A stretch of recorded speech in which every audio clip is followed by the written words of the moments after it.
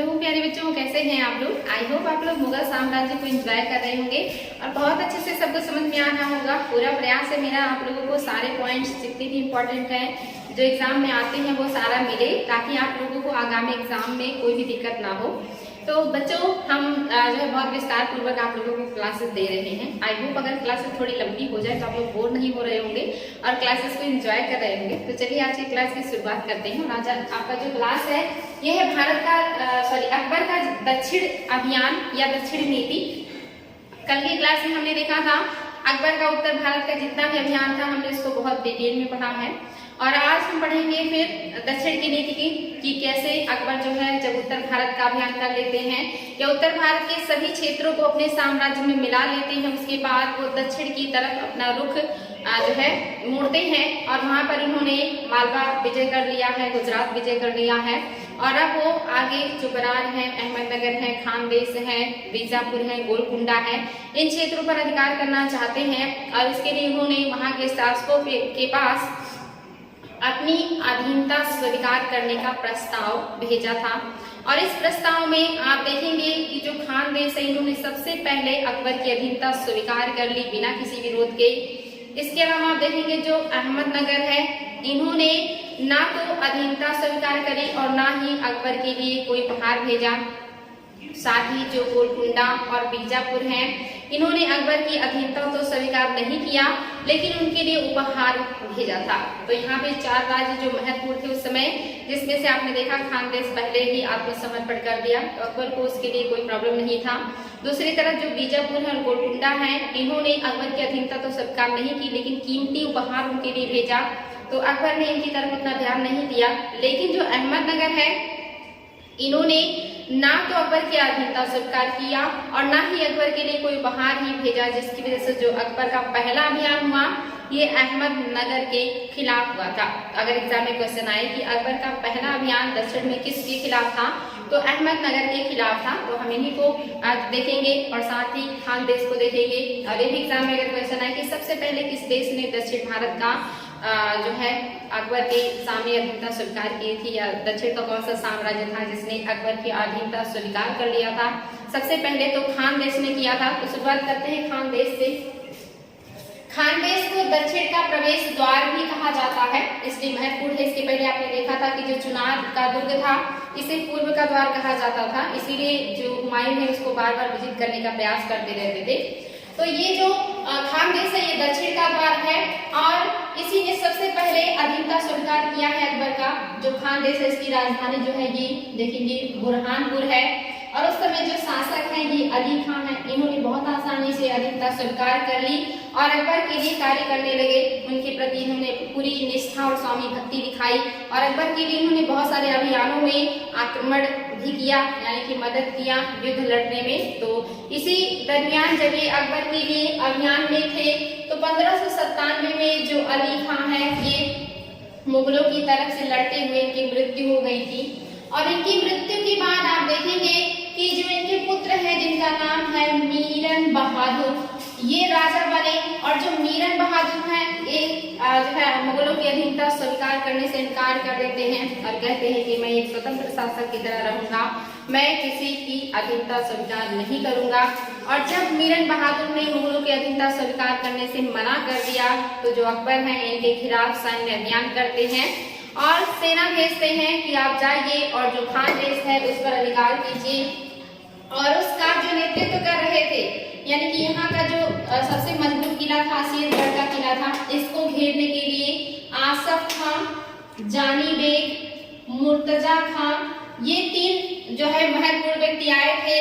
इसके साथ ही अबुल फजल को भी अकबर ने भेजा। लगभग 4 महत्वपूर्ण जो व्यक्ति हैं ये मुगल सेना का नेतृत्व कर रहे हैं असीरगढ़ के किले को जीतने के लिए, जो कि खानदेश में है। और यहाँ पर आप देखेंगे इतने महत्वपूर्ण व्यक्तित्व के होने के बावजूद भी या इनके प्रयासों के बावजूद भी असीरगढ़ का किला नहीं जीत पाते हैं। तो एट लास्ट अकबर को खुद आना पड़ता है असीरगढ़ का किला जीतने के लिए।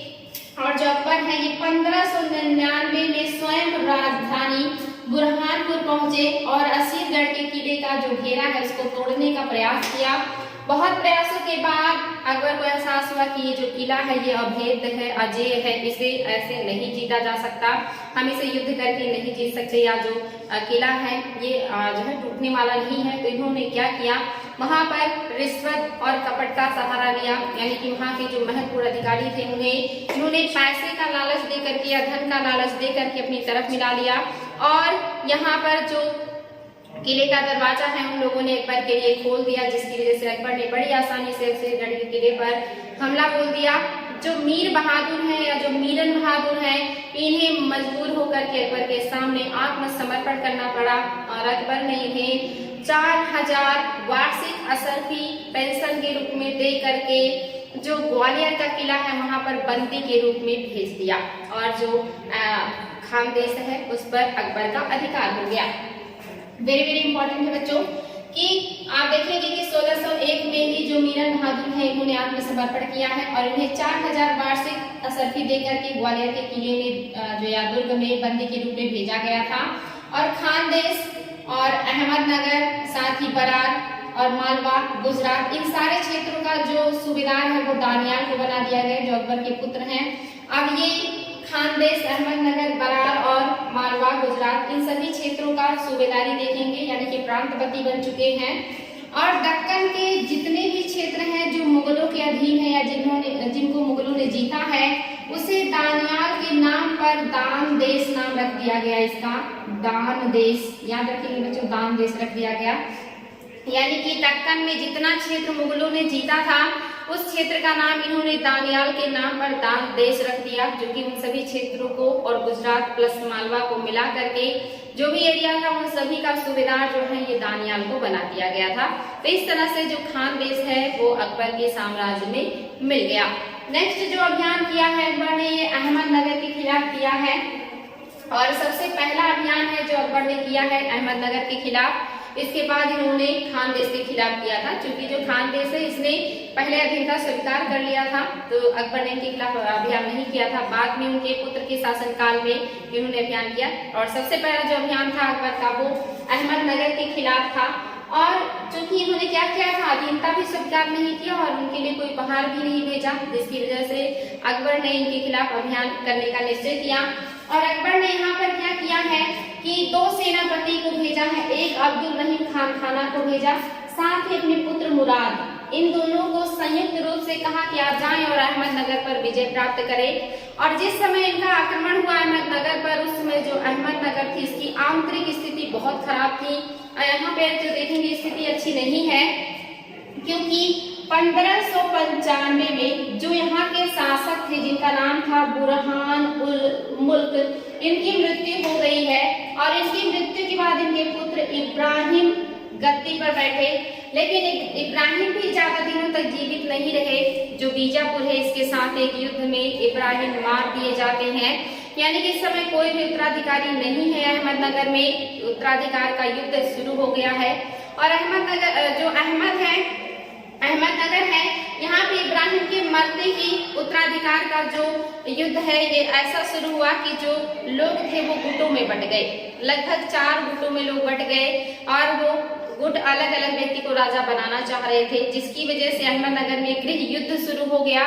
और जब भी गृह युद्ध शुरू होता है तो वहाँ का साम्राज्य या देश जो है वो कमजोर हो जाता है, और बाहरी लोगों को बहुत बढ़िया मौका मिलता है उसको नष्ट करने का या समाप्त करने का। तो जब यहाँ पे गृह युद्ध शुरू हो गया और गद्दी के दावेदार 4 गुटों में बट गए, जिसमें से जो पहला गुट था ये बुरहान उल मुल्क की बहन चांद बीबी के साथ था, और चांद बीबी इब्राहिम के पुत्र जो कि अभी बहुत छोटे हैं, शिशु हैं, उनको शासक बना करके जो है शासन करना चाह रही हैं।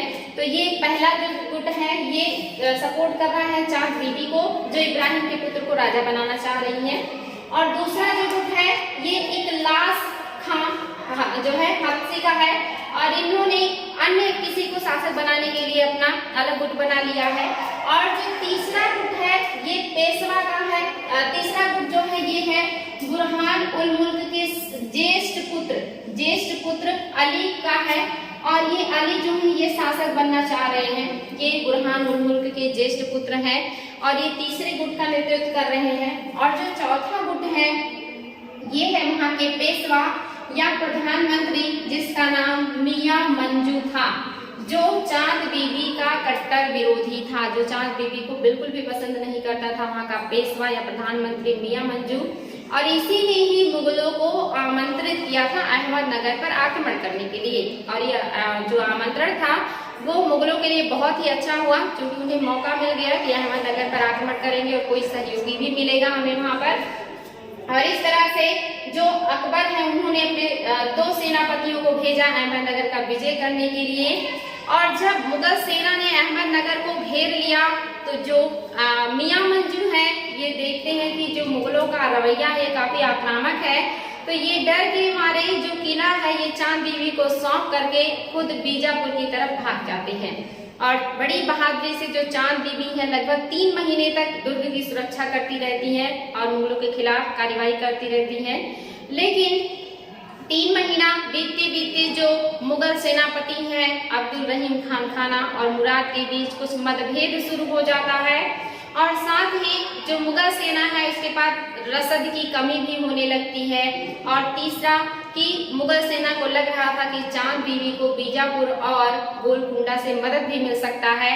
ऐसे में मुगलों ने चांद बीबी से समझौता करने का प्रयास किया और यहाँ पर समझौता हो गया चांद बीबी और मुगलों के बीच। और जो चांद बीबी है इन्होंने बरार का क्षेत्र मुगलों को दे दिया। मुगलों ने बरार के साथ साथ एलिचपुर का जो क्षेत्र था बहुत ही इम्पोर्टेंट था उस पर भी अधिकार कर लिया और वापस लौट गए। और इस तरह से जो पहला अभियान था अहमदनगर के खिलाफ वो सक्सेस रहा और जो है मुगल यहाँ से चले गए। लेकिन ये ज्यादा दिनों तक संधि चल नहीं पाई। कुछ समय के बाद ये संधि टूट गई, क्योंकि जो अहमदनगर के अमीर थे इन्होंने इस संधि का विरोध किया और इन्होंने कहा कि बरार हमारा क्षेत्र है और हम इसे मुगलों को नहीं देंगे। क्योंकि जो बरार है बहुत ही उपजाऊ क्षेत्र था, तो मुगलों ने वापस बरार पर अधिकार जो अमीर हैं अहमदनगर के इन्होंने वापस बरार पर अधिकार कर लिया और अहमदनगर को स्वतंत्र घोषित कर दिया। और जो अकबर है उनकी अधीनता स्वीकार करने से इनकार कर दिया। अब अकबर ने फिर से एक्शन लिया अहमदनगर के खिलाफ और उन्होंने फिर से मुराद और अब्दुल रहीम खान खाना को सेनापति बना करके भेजा कि आप जाएं और अहमदनगर को फिर से विजिट करें। दोनों लोग आते हैं और अहमदनगर का घेरा डालते हैं, लेकिन इनके बीच आपसी विवाद बढ़ जाता है, जिसकी वजह से जो अब्दुल रहीम है इनको अकबर वापस बुला लेते हैं और उनके स्थान पर अबुल फजल को भेजते हैं कि आप जाइए और अहमदनगर का विजय अभियान कीजिए। और अबुल फजल आते हैं और साथ ही जो मुराद है दोनों लोग मिलकर के कार्यवाही कर रहे थे। लेकिन तभी जो मुराद है 1599 में इनका मृत्यु हो जाता है और इनका जो मृत्यु हुआ ये दौलताबाद में हुआ। और रीजन था कि अतिशय मदिरापान, यानी कि अकबर के जो पुत्र हैं तीनों लोग मदिरापान बहुत ज्यादा करते हैं, जिसमें से दानियाल और मुराद दोनों लोगों की मृत्यु मदिरापान से हुआ था। और यहाँ तक कि जहांगीर भी हमेशा मदिरापान और इन्हीं सारी चीजों में डूबे रहते हैं और इसी के लिए उन्होंने अपनी पत्नी नूरजहां को आगे करके साम्राज्य से अपने आप को पीछे भी कर लिया था। तो ये अकबर के तीनों पुत्रों में इस तरह के जो है आप देखेंगे कमियां हैं कि वो बहुत ज्यादा शराब पीते हैं। तो यहाँ पे आप देखेंगे कि जो दानियाल है इनकी मृत्यु हो गई, इनकी मृत्यु जो मुराद है 1599 में अतिशय मदिरापान के कारण दौलताबाद में मृत्यु हो गई। और फिर अकबर ने उनकी जगह पे दानियाल को भेजा जो उनके दूसरे पुत्र थे।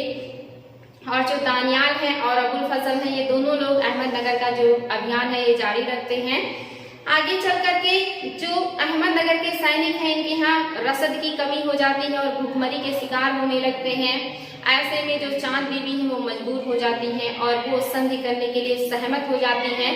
लेकिन इसी बीच कि वो संधि करती उसके पहले ही जीता खां नामक एक हिजड़े ने चांद बीबी की हत्या कर दी। और जब ये हत्या हुआ तो संधि का जो प्रोसेस चल रहा था वो टूट गया और यहाँ पे मुगलों ने अहमदनगर पर अधिकार कर लिया और वहाँ के जो शासक हैं उनको भी कैद करके ग्वालियर के किले में भेज दिया गया था। ये जीता खान है जिन्होंने चांद बीबी का हत्या किया था। और फिर यहाँ पर मुगलों का अधिकार हुआ। मुगलों ने जो वहाँ के शासक थे निजाम शाह इनको बंदी बना करके ग्वालियर के किले में भेज दिया। आप देखेंगे कि जितने भी लोग हारते हैं उन्हें बंदी के रूप में ग्वालियर के किले में ही मुगल भेज रहे हैं। इसके पहले खानदेश के शासक को भी भेजा और अहमदनगर के शासक को भी इन्होंने ग्वालियर के किले में भेज दिया है। लेकिन ये संधि भी ज्यादा दिनों तक या ये अधिकार भी ज्यादा दिनों तक जो है कायम नहीं रह सका। कुछ समय के पश्चात अमीरों के द्वारा मुर्तजा अली को शासक बनाया गया और उनसे कहा गया कि आप अहमदनगर के लिए फिर से संघर्ष कीजिए। और जो मुर्तजा अली नामक व्यक्ति है, इन्होंने क्या किया, संघर्ष प्रारंभ कर दिया और अहमदनगर के बहुत सारे क्षेत्रों को इन्होंने क्या किया, स्वतंत्र करा लिया। और इस तरह से मुगल साम्राज्य से अहमदनगर के ज्यादातर या अधिकांश हिस्से निकल गए और स्वतंत्र हो गए। और जो मुगल हैं, ये पूरी तरह से अहमदनगर पर अधिकार नहीं कर पाए। आगे चल करके ये विजय अकबर के पुत्रों के द्वारा जारी रहेगा। तो यहाँ पे आपने देखा कि इस तरह से अहमदनगर का भी पतन हो गया और जो अहमदनगर है वो किस तरह से अकबर के अधीन आया भी और उनके हाथ से फिर निकल भी गया। तो दो क्षेत्र जिनके खिलाफ अकबर ने एक्शन लिए थे वो किस तरह से था वो आपने देखा। तीसरा जो था ये बीजापुर है। बीजापुर का जो शासक है ये बहुत होशियार है। ये जब भी लगता है कि इनमें नहीं जीतूंगा तो वहां पे अधीनता स्वीकार करने का ड्रामा करते हैं और फिर से जैसे इन्हें लगता है कि नहीं मुगल साम्राज्य कमजोर हो गया, अपने आप को स्वतंत्र कर लेते हैं। और ये आपको मिचौली का जो खेल है ये औरंगजेब के शासनकाल तक चलता रहता है। औरंगजेब जाकर के इसको पूरी तरह से अपने अधिकार में कर पाते हैं। इसके पहले के जितने भी मुगल बादशाह हैं वो हमेशा प्रयास करते हैं और लेकिन ये पूरी तरह से इस पर नियंत्रण नहीं कर पाते। तो जो ये बीजापुर है इसने अधीनता स्वीकार तो नहीं किया, लेकिन इसने कीमती जो है उपहार शासक के लिए यानी कि अकबर के लिए भेजा था, जिसकी वजह से अकबर ने इस पर बाद में निशाना बनाया। यानी कि जब तीसरे नंबर का जो काम है अधिग्रहण का बीजापुर का शुरू हुआ और बीजापुर के जो शासक है आदिल शाह ने इन्होंने अधीनता स्वीकार कर लिया अकबर का 1601 में। और अधीनता स्वीकार करने के बाद यहाँ के जो शासक है जिनका नाम इब्राहिम आदिल शाह है, इन्होंने अपनी पुत्री का विवाह भी दानियाल से कर दिया। जो अकबर के पुत्र है दानियाल, उनसे अपनी पुत्री का विवाह भी कर दिया था दानियाल से। और इस तरह से जो बीजापुर है इसने अपने साम्राज्य को मुगल के कहर से बचा लिया था। नेक्स्ट जो साम्राज्य है ये गोलकुंडा का साम्राज्य है। इसने भी अधीनता तो स्वीकार नहीं किया था, लेकिन कीमती उपहार अकबर के लिए भेज करके उस समय अकबर को शांत कर दिया था। लेकिन आगे चल के जब इनके खिलाफ एक्शन हुआ तो इन्होंने भी अधीनता स्वीकार कर लिया। और अधीनता स्वीकार करने के बाद जो मुगल साम्राज्य है वो काफी विस्तृत हो गया। मुगल साम्राज्य में काफी क्षेत्र आ चुका है और नाम मात्र का ही सही, लेकिन अब मुगल साम्राज्य जो है वो उसमें बीजापुर भी शामिल है, अहमदनगर भी कुछ हिस्से शामिल है, खानदेश भी शामिल है और गोलकुंडा के भी क्षेत्र शामिल हो गए हैं। और इस तरह से अकबर के शासनकाल में जो अकबर का एरिया है इसमें लगभग 15 प्रांत हो चुके थे। एग्जाम में आता है कि अकबर के साम्राज्य में कितने प्रांत थे, तो 15 प्रांत थे, जिसमें से 12 प्रांत जो है उत्तर भारत में थे और 3 जो प्रांत है ये दक्षिण भारत में थे, जिसमें पहला था खानदेश, दूसरा था बरार और तीसरा था अहमदनगर। ये 3 प्रांत आप देखेंगे ये दक्षिण भारत के हैं, अहमदनगर, खानदेश और बरार, ये भी अकबर के साम्राज्य में शामिल थे। तो टोटल 15 प्रांत अकबर के साम्राज्य में हो गए थे। यहाँ तक बच्चों साम्राज्य विस्तार ये था अकबर का दक्षिण का साम्राज्य विस्तार। यही प्रक्रिया आगे भी चलता रहेगा। आगे के मुगल बादशाह भी जैसे कमजोर होंगे ये अपने आप को स्वतंत्र करेंगे और फिर जब वो शक्तिशाली होंगे तो ये फिर से इनको अपने अधीन में लाएंगे। ये प्रोसेस चलता रहेगा औरंगजेब के शासनकाल तक। और दक्षिण की नीति ही औरंगजेब के पतन का या मुगल साम्राज्य के जो है पतन का कारण बनेगा, जो ये दक्षिण अभियान है। तो फिलहाल अकबर के शासनकाल में ये 4 साम्राज्य जो हैं अकबर के अधीन आ चुके हैं। आगे की अकबर की कौन सी नीतियां हैं, तो आगे की जो नीति है अकबर की धार्मिक नीति। अकबर की जो धार्मिक नीति है बहुत अच्छी है। अकबर अपने धार्मिक नीति के कारण ही महान बने हैं और इनकी जो धार्मिक नीतियां हैं इन्हें विरासत में मिली हैं। यानी कि अकबर बहुत ही जो है सहिष्णु शासक हैं और इन्हें विरासत में कैसे मिली। आपको पता है कि जो बाबर है एक सुन्नी मुस्लिम थे, एक कट्टर सुन्नी मुस्लिम परिवार से वो संबंधित थे, लेकिन उनकी विचारधारा जो है वो अच्छी थी या कहिए कि सहिष्णु थी। और उनके पुत्र हुमायूं भी बहुत सहिष्णु थे, उनके अंदर भी असहिष्णुता की भावना नहीं थी। और जो अकबर है इनका जन्म एक राजपूत परिवार में हुआ था। साथ ही इनकी माँ जो है ये भी जो है सिया संप्रदाय से थी और इनके संरक्षक बैरम खां भी सिया संप्रदाय से थे और ये लोग बहुत ही जो है नरम स्वभाव के थे। और इनके जितने भी गुरु हैं सारे गुरु बहुत अच्छे थे और बहुत ही नरम स्वभाव के थे, जिनके स्वभाव का अकबर के ऊपर बहुत ज्यादा जो है असर पड़ा था। साथ ही अकबर खुद भी बहुत ही जो है पोलाइट नेचर के थे, या उनका नेचर बहुत अच्छा था। वो बहुत आसानी से अच्छी चीजों को एक्सेप्ट कर लेते थे और बुराइयों को अपने अंदर से निकालने का प्रयास करते थे। और जब भी कोई चीज अच्छी होती थी उसकी प्रशंसा भी करते थे, और अगर अच्छी नहीं लगती थी तो निंदा भी करते थे। तो अकबर अपने आप में बहुत ही अच्छे हैं, और ऊपर से उनके आसपास या उनके जो लोग हैं, शिक्षक, संरक्षक, माँ, सारे लोग जो है अच्छे स्वभाव के हैं, अच्छे नेचर के हैं। तो इसका असर जो है अकबर के ऊपर बहुत ज्यादा पड़ा है। तो जो अकबर की नीतियां हैं, इन्होंने क्या किया है, ये बहुत ही बढ़िया है। अकबर ने सभी धर्मों एवं संप्रदायों में एकता एवं समन्वय स्थापित करने का प्रयास किया था, और धार्मिक उदारता अकबर को विरासत में मिली थी। अकबर के शिक्षक जो अब्दुल लतीफ थे, इनका अकबर के ऊपर सबसे ज्यादा प्रभाव पड़ा था, क्योंकि ये सबसे ज्यादा नरम स्वभाव के थे या सबसे ज्यादा उदार थे अब्दुल लतीफ। और इन्हीं की उदारपूर्ण जो है स्वभाव से अकबर इतना ज्यादा प्रभावित हुए कि इन्होंने सुलह एक कुल की नीति जो है लागू की, या इसी को राजपूत नीति भी कहते हैं। और इसका मतलब होता है सर्वात्रिक धर्म समभाव, यानी कि सब तरफ अच्छा व्यवहार या सर्वात्रिक भाईचारा, इसी को कहते हैं सुलह एक कुल, या इसी को राजपूत की नीति भी कहा जाता है, कि सब तरफ भाईचारे की भावनाएं प्रेषित करे। अगर अकबर चाहते तो सभी जो भी साम्राज्य है उनको लड़ करके अपने साम्राज्य में मिला सकते थे, लेकिन उन्होंने जो है दोस्ती का हाथ बढ़ाया, उन्होंने रिश्तेदारी का हाथ बढ़ाया, उन्होंने ऐसे बहुत सारे चीज किए जिन्होंने उनके सामने आत्मसमर्पण किया, उसे सम्मान पूर्वक स्थान दिया, उसे जो है जागीरें दी। तो इस तरह का जो काम किया अकबर ने सुलह कुल की नीति के तहत थी कि अपने दुश्मनों को उन्होंने जो है कोशिश किया पहले कि अच्छे से अपनी तरफ मिला लिया जाए, अपना साम्राज्य विस्तार बिना लड़े किया जाए। लेकिन जब इन सारी नीतियों के बाद भी, यानी कि अगर वो रिश्तेदारी की बात करते हैं या दोस्ती की बात करते हैं या सामने वाले के सम्मान की बात करते हैं, इन सारी चीजों के बाद अगर कोई साम्राज्य नहीं मानता है और अड़ा रहता है, तब जाकर के वो युद्ध करते हैं। और युद्ध के बाद भी अगर उनका जो शत्रु है उनके सामने आत्मसमर्पण कर दे तो जो अकबर है उसे गले लगा लेते थे या उसे जो है सम्मान पूर्वक उसके साथ व्यवहार करते थे। यही थी सुलह ए कुल की नीति जो अकबर ने लागू किया था, और ये किससे प्रभावित थे, अपने गुरु अब्दुल लतीफ से। इसके अलावा बैरम खां भी इनके गुरु थे, साथ ही इनके संरक्षक भी थे, वो भी काफी पोलाइट थे। साथ ही आप देखेंगे मुल्ला पीर मोहम्मद भी बहुत अच्छे थे। इस तरह से इनके और भी गुरु हैं जिनकी वजह से इनके ऊपर बहुत ज्यादा असर पड़ा हुआ है। साथ ही इन्होंने और भी कुछ जो है कार्य किया है, जैसे इन्होंने 1562 में युद्धबंदियों को दास बनाने से तथा जबरन इस्लाम धर्म स्वीकार कराने पर रोक लगा दिया।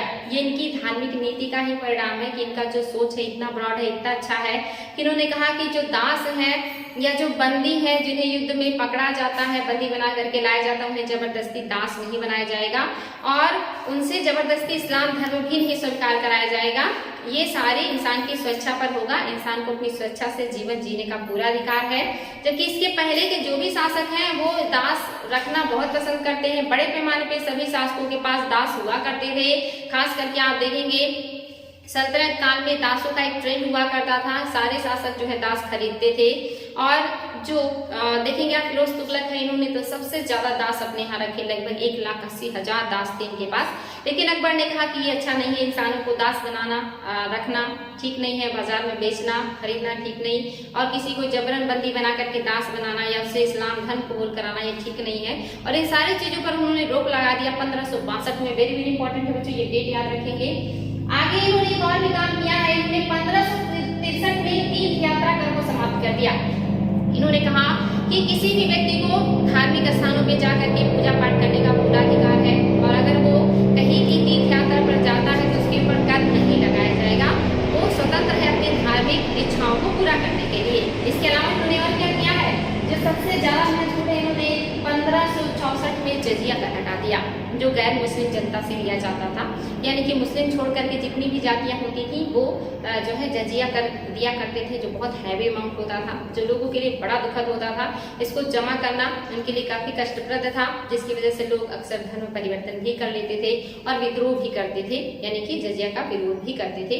अकबर ने इसको 1564 में हटा दिया था। आगे जब राजपूतों से संघर्ष शुरू हुआ तो अकबर ने फिर से जजिया लागू किया, लेकिन 1579 में इसे पूरी तरह से समाप्त कर दिया।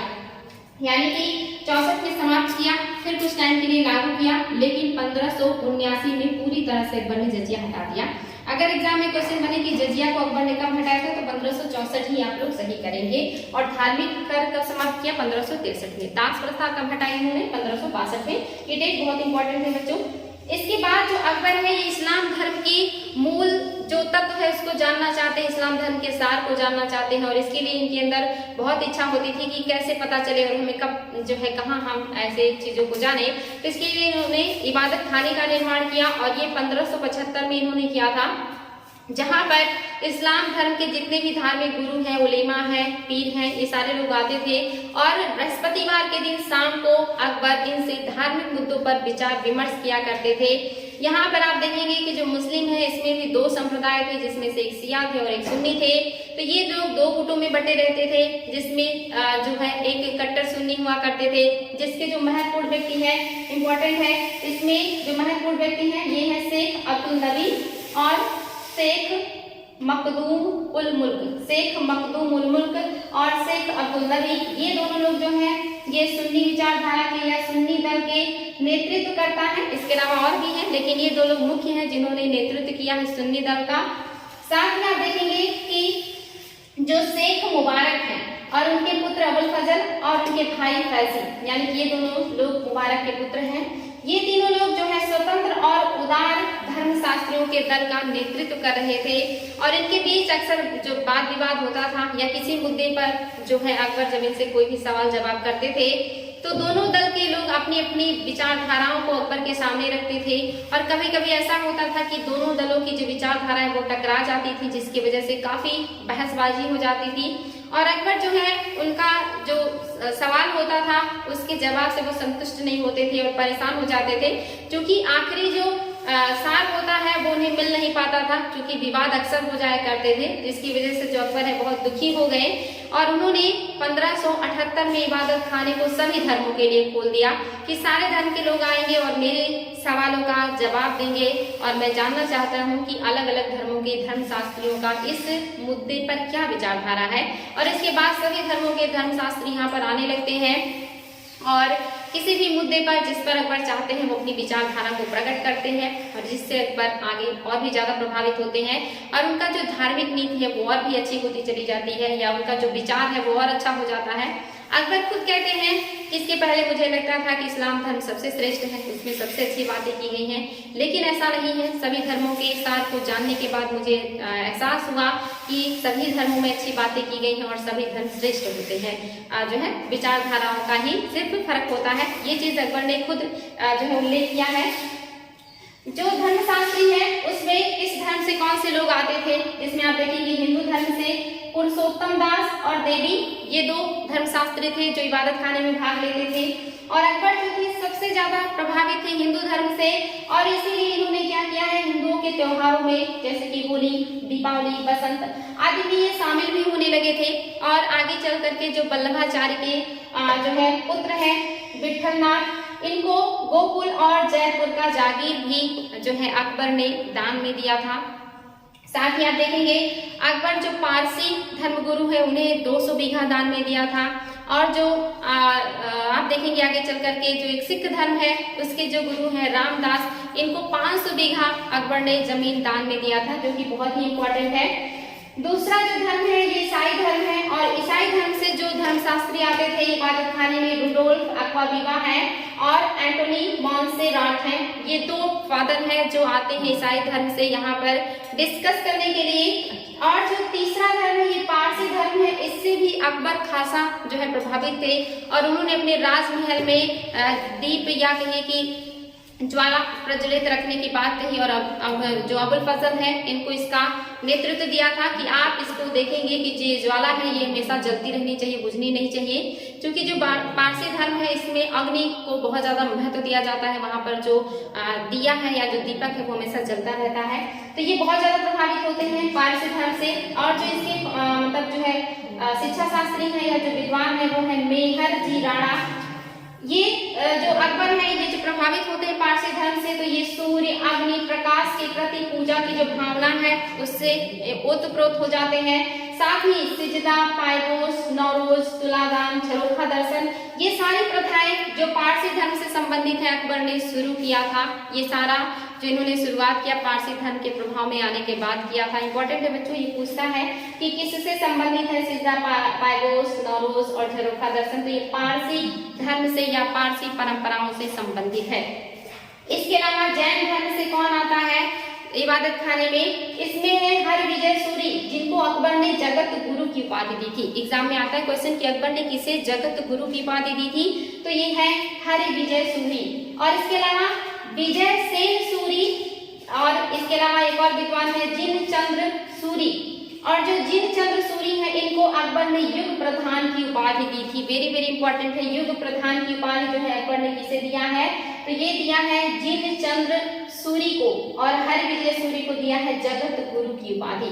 साथ ही जो अकबर इन्होंने सिख गुरु रामदास को 500 बीघा जमीन दान में दिया था, जिसमें एक प्राकृतिक तालाब था जहां पर या जिसके किनारे आगे चल करके अमृतसर नगर का निर्माण हुआ था। वेरी वेरी इंपॉर्टेंट है बच्चों, ये भी एग्जाम में आता है कि अकबर ने किस सिख धर्म गुरु को 500 बीघा जमीन दान में दिया था, तो ये रामदास हैं, गुरु रामदास को अकबर ने दान में दिया था।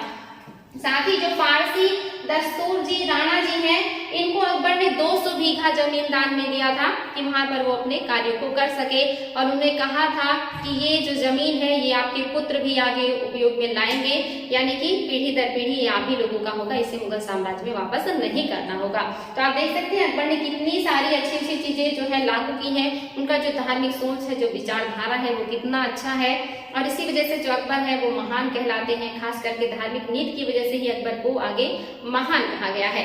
आगे देखते हैं बच्चों कुछ और भी महत्वपूर्ण पॉइंट है जो एग्जाम में आता है, जिसमें आप देखेंगे कि इसके बाद अकबर की मृत्यु, यानी कि एक महान शासक, इनकी मृत्यु कब हुई और कैसे हुई, तो 1605 में इनकी मृत्यु हुई है।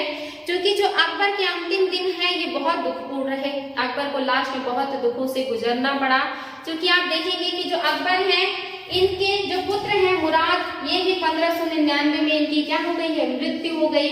जो दानियाल है 1604 में इनकी भी मृत्यु हो गई। दोनों लोग जो है अतिशय मदिरापान करते थे, जिसकी वजह से अकबर के जीते जी ही उनके दोनों पुत्रों की मृत्यु हो गई थी। जो सलीम है ये विद्रोही हो चुके थे, ये बार बार विद्रोह करते थे, और इन्हीं के कहने पर वीर सिंह बुंदेला ने अबुल फजल की हत्या भी कर दी 1602 में, जो अकबर के लिए एक वज्रपात जैसा था, जिसके लिए अकबर कभी भी तैयार नहीं थे, और उन्हें इससे बहुत ज्यादा आघात पहुंचा था। साथ ही आपने देखा कि बीरबल भी मर गए थे जब उनका यूसुफजाइयों का विद्रोह दबाने गए हैं। आगे चल करके जो शेख मुबारक हैं, जिनसे अकबर बहुत ज्यादा प्रभावित थे, इनकी भी मृत्यु 1593 में हो गई। जो फैजी हैं इनके पुत्र, ये भी 1595 में इनकी भी मृत्यु हो गई है, जिसकी वजह से जो अकबर है बहुत ज्यादा दुखी रहने लगे थे। इनके 9 रत्नों में से ज्यादातर जो लोग हैं वो अब नहीं है, और अकबर अब अपने आप को बहुत अकेला महसूस करने लगे हैं। पुत्रों में 2 पुत्र मर चुके हैं, सलीम अकबर की बात नहीं मानते हैं, तो इस वजह से जो अकबर है बहुत ज्यादा दुखी रहते थे। और आप देखेंगे कि जो अकबर है इनकी भी कैसे मृत्यु हो गई, तो ये जो 25-26 अक्टूबर 1605 को अकबर की जो मृत्यु है ये अतिसार से हो गया था। इनका जो बैठ है इस बीमारी का इलाज नहीं कर पाया, पता नहीं लगा पाया, जिसकी वजह से जो अकबर है इनकी मृत्यु हो गई। और मृत्यु के बाद जो अकबर है इनको जो है अर्श ए आसियानी कहा गया, और इन्हें स्वर्ग में रहने वाला कहा गया था। साथ ही अकबर से जुड़ी हुई 2-3 चीजें और भी बच्चों जो छूट जा रही थी। मजहर की घोषणा, ये देख लेते हैं हम कि मजहर की घोषणा क्या है। तो मजहर की घोषणा में अकबर ने क्या किया है, इंपॉर्टेंट है, सितंबर में यानी कि 1579 ईस्वी में ही अकबर ने क्या किया है, मजहर की घोषणा की है। ये डेट याद रखेंगे कि 79 में इन्होंने समस्त धार्मिक मामलों को अपने हाथ में ले लिया और एक मजहरनामा या घोषणा पत्र जारी करवा दिया। यानी कि 1579 में जो अकबर है ये धार्मिक मामलों को अपने हाथ में ले लेते हैं। और इन्होंने ऐसा क्यों किया, क्योंकि जो मुल्ला है, जो पीर है, जो उलेमा वर्ग है, कभी कभी किसी किसी मुद्दे पर ही आपस में ही लड़ने लगते थे, और जो राजा होते थे वो परेशान हो जाते थे कि मैं फाइनल डिसीजन क्या लूं, क्योंकि उनके निर्णय पर ही राजा का निर्णय महत्वपूर्ण या निर्भर होता था। ऐसे में जो अकबर है ये नाराज हो जाते हैं और कहते हैं कि जब इस तरह का विवाद होगा आप लोगों के बीच में, तो जो आखिरी निर्णय होगा वो मेरा होगा, और वहां पे आप लोग कुछ भी निर्णय करेंगे, लास्ट निर्णय जो होगा वो मैं करूंगा। इसीलिए अकबर ने इन सभी को अपने हाथों में ले लिया और एक घोषणा पत्र जारी किया जिसे मजहरनामा कहा गया। और उलेमाओं में मतभेद की दशा में जो अकबर है वही इमाम ए आदिल कहलाएंगे। इमाम आदिल मतलब होता है प्रधान व्याख्याकार, यानी कि सबसे बड़ा जो व्याख्याकार होगा, जो धर्म का और नीतियों का व्याख्या करेगा वो सम्राट होगा, वो शासक होगा। और उलेमा को और सभी जनता को सम्राट की इस बात को या इस निर्णय को मानना पड़ेगा, ये अकबर ने कहा और इसी को कहा जाता है मजहर की घोषणा। और ये जो है यहाँ पे सबसे बड़ा जो अधिकारी है वो कौन है, वो राजा होगा। और साथ ही अगर किसी भी न्याय पर या निर्णय पर विरोध होता है तो अकबर ही आखिरी फैसला करेंगे। आगे चल करके जो ये शेख मुबारक है इन्होंने ही इसको जो तैयार किया, इसका प्रारूप अगर एग्जाम में आए कि मजहर की जो घोषणा है इसका प्रारूप किसने तैयार किया है, तो शेख मुबारक ने तैयार किया है। और इसे पारित किया है शेख मुबारक और फैजी साथ ही अबुल फजल ने मिल करके। तो जारी किया है मुबारक ने, लेकिन अबुल फजल और फैजी मिल करके इसको क्या करते हैं, पूरा करते हैं। जो स्मिथ हैं और जो बुलजले हेग हैं, बुलजले हेग और स्मिथ ये क्या कहते हैं, ये मजहर को अचूक आज्ञा पत्र कहते हैं। एग्जाम में आ सकता है कि मजहर को अचूक आज्ञा पत्र किसने कहा है, तो स्मिथ एवं बुलजले हेग ने कहा है। इन्होंने कहा कि अकबर खुद ही पोप भी बन गए और खुद ही राजा भी बन गए हैं, यानी कि पोप मीन्स धार्मिक गुरु और राजा मीन्स शासक। तो यहाँ पर जो स्मिथ है और बुलजले हेग है ये कहते हैं कि अकबर जो है राजा भी है और पोप भी है, लेकिन ये बात सच नहीं है, क्योंकि जो अकबर है ये सारा धार्मिक निर्णय नहीं लेते हैं, बल्कि जब किसी मुद्दे पर विवाद होता है तब ये आखिरी निर्णय लेने के लिए तैयार होते हैं, वरना ये धार्मिक मामलों में हस्तक्षेप नहीं करते। तो पोप जैसा इल्जाम अकबर के ऊपर लगाना गलत है, ऐसा विद्वानों ने कहा है। तो इम्पोर्टेंट है बच्चों, याद रखेंगे 1579 में मजहरनामा आया है। क्यों है, क्योंकि अगर विवाद होता है तो आखिरी निर्णय जो है वो राजा देगा किसी भी धार्मिक मुद्दे पर या किसी भी विधान पर, और इसे सभी को मानना होगा। ये प्रारूप तैयार किया है जो है मुबारक शाह ने, और इसको पूरी तरह से अमली जामा पहनाने में अबुल फजल और उनके पुत्र फैजी ने भी मदद किया है। तो इम्पोर्टेंट है बच्चों, ध्यान देंगे। इसके बाद कुछ सामाजिक सुधार भी किया है अकबर ने। सामाजिक सुधार में क्या क्या है देखेंगे। उन्होंने दास प्रथा को समाप्त किया 1562 में, मैंने बताया ही। साथ ही उन्होंने कहा कि बहुविवाह को प्रतिबंधित किया जाना चाहिए। बहुत सारी शादियां करने से बहुत सारी बीमारियां फैलती हैं, सामाजिक अराजकता फैलता है, महिलाओं की स्थिति निम्न होती है। जिन्होंने कहा कि बहुविवाह नहीं होना चाहिए। इन्होंने और क्या किया कि विधवा विवाह को प्रोत्साहन दिया कि अगर कम उम्र में शादी होने से कम उम्र में महिलाएं विधवा हो जा रही हैं तो ऐसे में उनका पुनर्विवाह होना चाहिए। तो विधवा विवाह को इन्होंने प्रोत्साहन दिया है। साथ ही इन्होंने कहा कि बाल विवाह को रोकना होगा, क्योंकि कम उम्र में शादी होने से प्रॉब्लम्स बहुत ज्यादा होता है। तो उन्होंने बाल विवाह पर प्रतिबंध लगाया और कहा कि 16 वर्ष से कम आयु का बालक और 14 वर्ष से कम आयु की लड़की का विवाह नहीं होगा। कम से कम 14 वर्ष की लड़की हो और 16 वर्ष का लड़का हो तो ही विवाह संभव है। अगर उससे कम में विवाह करेंगे तो सरकार की तरफ से जो है अकबर की तरफ से उनको दंडित किया जाएगा। इसके अलावा इन्होंने क्या किया है, कन्या शिशु वध पर रोक लगाया, क्योंकि जो राजपूत है इनके यहाँ परंपरा थी कि जो कन्या है उसके जन्म पर ही उसको मार दिया जाता था, जिसकी वजह से बड़ी मात्रा में जो कन्या शिशु हत्या है ये हुआ करती थी। अकबर ने इस पर भी प्रतिबंध लगाने का प्रयास किया था। इसके अलावा अकबर ने सती प्रथा को भी रोका था। एग्जाम में आता है कि पहला मुगल बादशाह कौन था जिसने सती प्रथा को प्रतिबंधित किया था, तो अकबर है जिन्होंने सती प्रथा को प्रतिबंधित किया है। इसके अलावा भिक्षावृत्ति पर भी रोक लगाने का काम किया इन्होंने कि जो लोग भिक्षा मांगते हैं, कार्य नहीं करते हैं, ऐसी चीजें सोसाइटी में नहीं होना चाहिए। जिसके पास शारीरिक सक्षमता है, दिमाग है, वो कार्य करे। बिना कार्य के जो है भिक्षा मांग करके जीवन यापन करना गलत है। इसलिए अकबर ने क्या किया, रोक लगाने का प्रयास किया था। साथ ही अकबर ने क्या किया, जो वैश्यां होती थी उनको नगर से बाहर अलग स्थान पर निवास करने की अनुमति दी और जहां पर वो रहती है उस स्थान को शैतानपुरी का नाम दिया था। एग्जाम में क्वेश्चन आ चुका है, इसलिए ध्यान देंगे। इसके अलावा अकबर ने दीन-ए-इलाही नामक एक धर्म भी चलाया था। हालांकि ये धर्म जैसा नहीं है, लेकिन इसे धर्म का नाम दिया जाता है दीन-ए-इलाही या तौहीद-ए-इलाही भी इसी को कहा जाता है। अकबर का उद्देश्य नया धर्म प्रवर्तन करना नहीं था, बल्कि सभी धर्मों में सामंजस्य स्थापित करना था। 1583 में अकबर ने एक संवत भी चलाया था जिसे इलाही संवत कहा जाता है, यानी कि जो दीन-ए-इलाही धर्म जिसे कहा जाता है, अकबर का जो मन था वो एक धर्म चलाना नहीं था, बल्कि सभी जो धर्म है उनमें समन्वय स्थापित करना था, जिसके लिए अकबर ने सभी धर्मों की अच्छी चीजों को ले जाकर के जो दीन-ए-इलाही है उसमें सम्मिलित किया था और इसमें लोगों के ऊपर कोई बाध्यकारी नहीं था कि इसे माने, और ना ही अकबर ने दीन इलाही मानने के लिए किसी को लालच दिया। इसीलिए आप देखेंगे कि मात्र 18 लोगों ने दीन इलाही धर्म स्वीकार किया था, जिसमें जो पुरोहित थे वो अबुल फजल थे, और एकमात्र हिंदू जिन्होंने दीन इलाही स्वीकार किया था वो थे बीरबल। इंपॉर्टेंट है बच्चों, एग्जाम में क्वेश्चन आता है कि दीन इलाही का पुरोहित कौन था, तो अबुल फजल थे। एकमात्र हिंदू कौन थे, तो ये बीरबल थे। टोटल सदस्य कितने थे, 18 थे।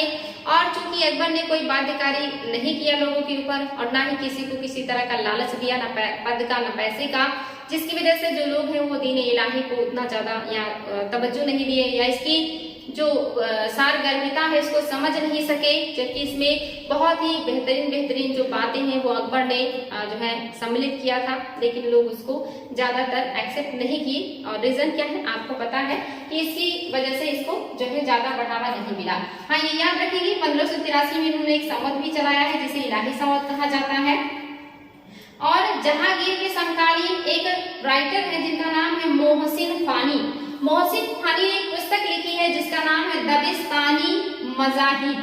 दबिस्तानी मजाहिब में इन्होंने क्या कहा है, इन्होंने पहली बार कहा कि दीन इलाही एक स्वतंत्र धर्म है। इन्होंने उसमें एक स्वतंत्र धर्म के रूप में वर्णन किया है दीन इलाही का। जो स्मिथ है, इन्होंने दीन इलाही के बारे में क्या कहा है, इन्होंने कहा कि जो दीन इलाही है अकबर की मूर्खता का स्मारक है, उसकी बुद्धिमत्ता का नहीं। इन्होंने कहा कि ये अकबर को नहीं करना चाहिए था, ये उनकी मूर्खता की पहचान है कि वो एक नया धर्म चला रहे हैं, ये कहीं से बुद्धिमानी का कार्य अकबर ने नहीं किया है। ये कहा है स्मिथ ने, एग्जाम में स्टेटमेंट डाल सकता है कि अकबर जो दीन इलाही है अकबर की मूर्खता का स्मारक है, उसकी बुद्धिमत्ता का नहीं। ये स्टेटमेंट किस विद्वान का है या किस व्यक्ति का है, तो ये स्मिथ है। स्मिथ महोदय ने ऐसा कहा था। इतनी सारी चीजें जो है अकबर से जुड़ी हुई हैं जो अभी तक हम पढ़ रहे थे, और इसके बाद इन सारे कार्यों को करने के बाद आप देखेंगे कि जो अकबर है उनकी मृत्यु हो जाती है, और जो है उसके बाद शासक बनेंगे वो जहांगीर बनेंगे। उसके पहले देख लेते हैं बच्चों कुछ महत्वपूर्ण बादशाहों के काल को अलग अलग नामकरण से पुकारा जाता है, एग्जाम में क्वेश्चन बनता है, जिसमें से एग्जाम में क्वेश्चन आता है कि मुगल काल का स्वर्ण युग या स्वर्ण काल किसे कहा जाता है, तो अकबर के काल को ही मुगल काल का स्वर्ण काल या स्वर्ण युग कहा जाता है। दूसरा पूछा जाता है कि चित्रकला का स्वर्ण काल या स्वर्ण युग किसे कहा जाता है या किस शासक के शासन काल को कहा जाता है, तो जहांगीर के काल को ही चित्रकला का स्वर्ण युग या स्वर्ण काल कहा जाता है। नेक्स्ट जो क्वेश्चन आता है कि स्थापत्य या स्मारकों का स्वर्ण काल किसके काल को कहा जाता है, तो स्थापत्य या जो है स्मारकों का स्वर्ण काल शाहजहां के शासन काल को कहा जाता है। इसके अलावा जो मुगल बादशाह हैं इनकी समाधियां कहाँ पर है, ये भी एग्जाम में आता है क्वेश्चन, जिसमें आप देखेंगे कि जो बाबर है इनका जो मकबरा है या इन्हें मृत्यु के बाद आगरा के आराम बाग में दफनाया गया था, लेकिन चूंकि इनकी इच्छा थी कि इनका जो अंतिम संस्कार है काबुल में हो, जो कि इनका अपना मातृभूमि से जुड़ा हुआ था, तो इसलिए वर्तमान में जो इनका मकबरा है वो काबुल में पाया जाएगा। क्योंकि शेरशाह सूरी के शासनकाल में इनकी पत्नी ने इनका जो अस्थि है उसे निकलवा करके काबुल में इनके लिए मकबरा बनवा दिया था, तो वर्तमान में इनका जो मकबरा है वो काबुल में यानी कि इंडिया में नहीं है, विदेश में है। दूसरे जो है हुमायूं इनके पुत्र, इनका जो मकबरा है ये दिल्ली में है और ये ताजमहल का पूर्वगामी कहलाता है। साथ ही 4 बाग शैली में बनने वाला ये पहला मकबरा है और इसको बनवाया है इनकी विधवा पत्नी हाजी बेगम ने। ये सारे इंपॉर्टेंट पॉइंट है बच्चों, एग्जाम में आता है कहाँ पे, दिल्ली में। या ताजमहल का पूर्वगामी किसे कहते हैं, हुमायूं के मकबरे को, या 4 बाग शैली में बनने वाला पहला मकबरा हुमायूं का मकबरा है और साथ ही किसने बनवाया है, हाजी बेगम ने। नेक्स्ट है अकबर। अकबर का मकबरा जो है ये सिकंदरा में है, जो कि आप देखेंगे आगरा में है, और ये मकबरा हिंदू मुस्लिम शैली का बहुत ही खूबसूरत मिश्रण है। इसमें आप हिंदू शैली का भी जो है देखेंगे और यहाँ पे इस्लाम शैली का भी समन्वय देखेंगे। दोनों शैलियों के समन्वय से बेहद खूबसूरत मकबरा जो है अकबर का बनाया गया है जो है सिकंदरा आगरा में। नेक्स्ट जो शासक है जहांगीर, इनका भी जो मकबरा है आप देखेंगे विदेश में है, यानी कि पाकिस्तान के लाहौर में है। इंपॉर्टेंट है बच्चों, ध्यान देंगे। नेक्स्ट जो है शाहजहां है और इनका जो मकबरा है ये आगरा में है। आगरा में जो ताजमहल है जिसमें इन्होंने अपनी पत्नी ताजमहल के लिए मकबरा बनवाया था, उसी में इनको भी साधारण नौकरों के द्वारा दफन कर दिया गया था। इसके बाद के जो शासक है ये औरंगजेब है और इनका जो मकबरा है ये औरंगाबाद महाराष्ट्र में है, जहाँ पर इनकी पत्नी का भी मकबरा है राबिया उद दौरानी का, और यहीं पर इनका भी मकबरा बना दिया गया।